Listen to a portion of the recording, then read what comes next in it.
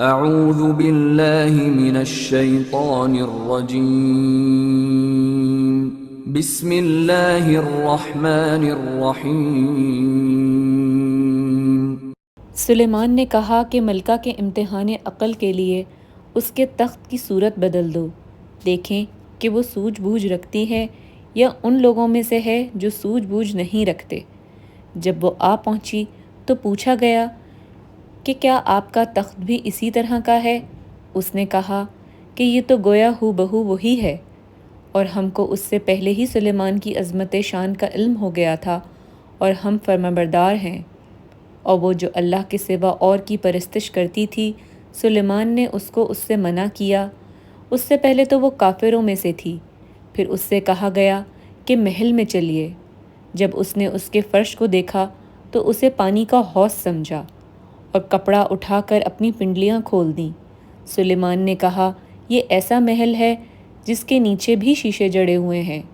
وہ بول اٹھی کہ اے پروردگار، میں اپنے آپ پر ظلم کرتی رہی تھی، اور اب میں سلیمان کے ہاتھ پر اللہ رب العالمین پر ایمان لاتی ہوں۔ اور ہم نے سمود کی طرف ان کے بھائی صالح کو بھیجا کہ اللہ کی عبادت کرو، تو وہ فریق ہو کر آپس میں جھگڑنے لگے۔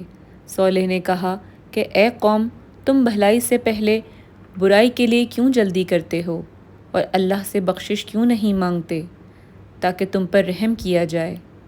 وہ کہنے لگے کہ تم اور تمہارے ساتھی ہمارے لیے بدشگن ہیں۔ صالح نے کہا کہ تمہاری بدشگنی اللہ کی طرف سے ہے، بلکہ تم ایسے لوگ ہو جن کی آزمائش کی جاتی ہے۔ اور شہر میں 9 شخص تھے جو ملک میں فساد کیا کرتے تھے اور اصلاح سے کام نہیں لیتے تھے۔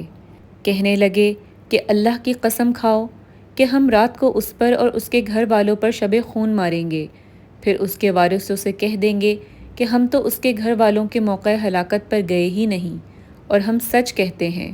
اور وہ ایک چال چلے اور ہم بھی ایک چال چلے، اور ان کو کچھ خبر نہ ہوئی۔